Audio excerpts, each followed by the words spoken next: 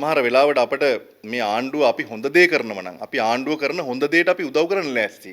හැබැයි ආණ්ඩුව හොඳ දේ නොකරන එක තමයි අපිට ගැටලුව. ආණ්ඩුව හොඳ දේ කරනවා නම් ආණ්ඩුව නිවැරදි දේ කරනවා නම් ආණ්ඩුව නිවැරදි ගමනක යනවා නම් අපි ලෑස්ති ඔබතුමන්ලා කකුලෙන් ආණ්ඩුවේ කකුලෙන් ඇදලා ආණ්ඩුව පෙරලන්න වටන්න ආණ්ඩුව අරගන්න අපිට එහෙම මේ එහෙම හදිසියක් නැහැ. හැබැයි අපි ආණ්ඩුව මේ යන ගමන නිවැරදි කර දීම අපේ විපක්ෂයේ වගකීමක්. ඒක අපේ පක්ෂයේ විදියට ශ්‍රී ලංකා පොදු ජන පෙරමුණ විදියට නාමල් රාජපක්ෂ මහත්තයත් එක්ක අපි කරමින් ඉන්නවා. එතුමා සහ අපේ පක්ෂය මේ මොහොතේ මේ ආණ්ඩුව නිවැරදි මාවතකට මොකද මේ ආණ්ඩුව ගැන විශාල බලාපොරොත්තු සහගතව තමයි මේ රටේ ජනතාව බලයට පත් කරගත්තේ. මේ තරම් විශාල ජනමතයක් ජනබලයක් දීලා මේ රටේ සමස්ත ජනතාවගේ අපේක්ෂාවන් මේ වෙලාවේ ඉටු කර දීම මේ ආණ්ඩුවේ වගකීමක්. ඒතකොට ආණ්ඩුව හොඳ මග ගෙනියන එක විපක්ෂ වගකීමක්. වැරදි මග යන්න හදනකොට ඒ වැරදි මග මතක් කරලා දෙන එක නිවැරදි කරන එක විපක්ෂය කරන්න ඕන වැඩක්.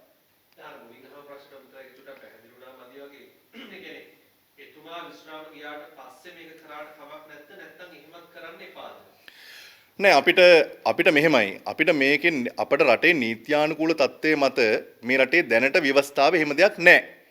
ඒතර ව්‍යවස්ථාවේ එහෙම කාරණයක් ඇතුළත් වෙලා නෑ. ව්‍යවස්ථාවේ එහෙම කාරණයක් ඇතුළු කරන්න තියෙන උවමනාව මේ රටේ ජනතාවට මේ ආණ්ඩුව පැහැදිලි කළ යුතුයි.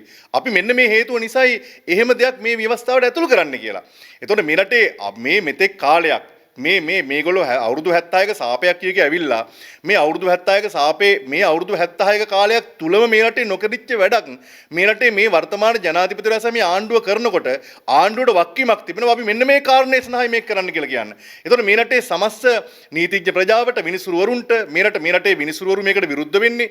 මේ රටේ සමස්ත නීතිඥවරු මේකට විරුද්ධ වෙන්නේ. මේ රටේ උගත් නීතිඥ මහතුරු විතරක් නෙමෙයි ගරු විනිසුරුවරුන් මේකට විරුද්ධ වෙනවා. ඇයි විරුද්ධ වෙන්නේ? මොකක් හරි සාධාරණ හේතුවක් තියෙන අන්දනේ. ඒතර මේ සාධාරණ හේතුව තේරුම් ගන්න බැරි ජනාධිපතිවරයෙකුට අපි කියන්නේ මේ මහත්තුරු අපි කියන දේ නෙමෙයි. අඩු ගන්න මේ මිනිසුරුවරු කියන දේ අහන්න. මේ උගත් නීතිඥ මහත්තුරු කියන දේ අහන්න. කියන දේ අහලා මේ වෙලාවේ මේ ප්‍රජාතන්ත්‍රවාදය විනාශ කළා ආඥාදායක භාවයකට යන්න එපා. මේ රටේ අධිකරණයේ අත තිබ්බොත් මේ රටේ ප්‍රජාතන්ත්‍රවාදය විනාශ වෙයි. කවදාවත් විනිසුරුන්ට අල්ලස් දුන්නේ නැහැ මේ රටේ. විනිසුරුන්ට අල්ලස් දෙන්න හදන්න එපා ගරු ජනාධිපතිතුමනි.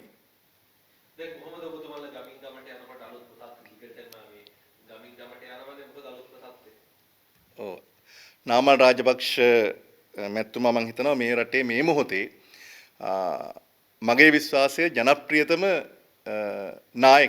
නායකයා වර්තමාන මේ මොහොත වෙද්දී ජනතාවගේ විශාල අපේක්ෂාවක් සහ බලාපොරොත්තුවක් නාමල් රාජපක්ෂ මැතිතුමා පිළිබඳව ඇති වෙලා තිබෙනවා. සහ එතුමා ඊ타ත්ම පරිණත විදිහට එතුමා මේ මොහොතේ Tamanගේ වැඩපිළිවෙල සකස් කරමින් ඉන්නවා. ගමේ